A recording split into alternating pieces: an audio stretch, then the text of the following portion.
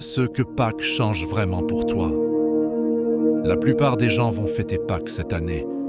Ils vont se réunir en famille. Ils vont peut-être aller à l'église. Ils vont chanter, sourire, puis rentrer chez eux. Et la vie continuera exactement comme avant. Mais aujourd'hui, je veux te poser une question honnête. Est-ce que Pâques a vraiment changé quelque chose dans ta vie? Pas dans l'histoire du monde. Dans ta vie, aujourd'hui. Une commémoration ou une transformation. Il y a quelque chose que j'observe souvent. Beaucoup de croyants célèbrent la résurrection de Jésus comme un événement du passé, une histoire, un souvenir, quelque chose qui s'est passé il y a 2000 ans. Mais la résurrection de Jésus n'est pas seulement un événement historique, c'est une réalité vivante. Et elle change 3 choses très concrètes dans ta vie aujourd'hui. Laisse-moi te les montrer. La mort n'a plus le dernier mot. La première chose que Pâques change dans ta vie, c'est ton rapport à la mort. Et je ne parle pas seulement de la mort physique. Je parle de ces moments où quelque chose meurt dans ta vie. Une relation brisée, un projet qui échoue, une saison de ta vie qui semble terminée. Et tu te dis peut-être, c'est fini.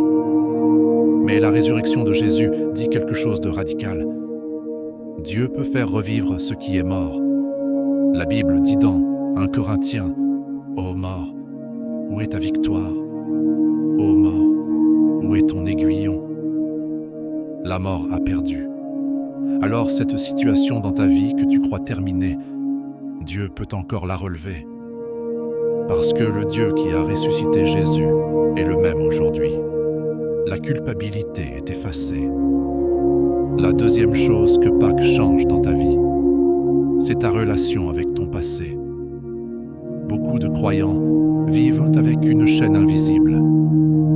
Des erreurs passées, des péchés qu'ils regrettent, des choses qu'ils n'arrivent pas à se pardonner. Et même après avoir demandé pardon, ils continuent de se condamner intérieurement.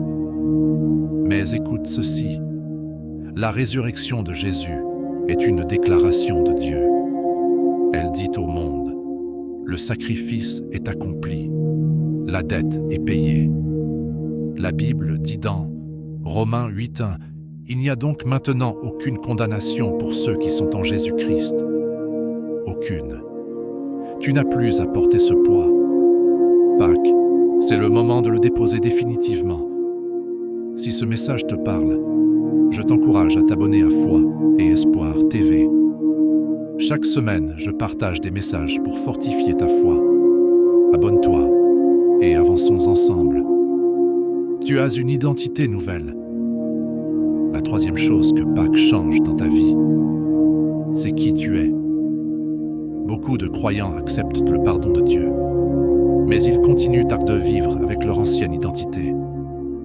Ils se voient encore comme leurs erreurs, comme leur passé, comme leurs échecs. Mais la parole dit dans 2 Corinthiens 5:17, « Si quelqu'un est en Christ, il est une nouvelle créature. Les choses anciennes sont passées. Voici, toutes choses sont devenues nouvelles. Nouvelle créature, pas réparée, nouvelle. » Alors laisse-moi te poser une question. Est-ce que tu vis comme quelqu'un qui est ressuscité avec Christ? Parce que c'est exactement ce que tu es. Tu es une nouvelle créature. Alors rappelons-nous 3 choses. Pâques change ta vie. 1. La mort n'a plus le dernier mot. 2. Ta culpabilité est effacée. 3. Tu as une identité nouvelle. Alors cette année, ne te contente pas de célébrer Pâques. Vis-le et écris en commentaire. Ressuscité, si ce message a parlé à ton cœur. Je lis tous vos commentaires et je prie pour chacun d'entre vous. Que Dieu vous bénisse. À très vite sur Foi et Espoir TV. Joyeuse Pâques, Foi et Espoir TV.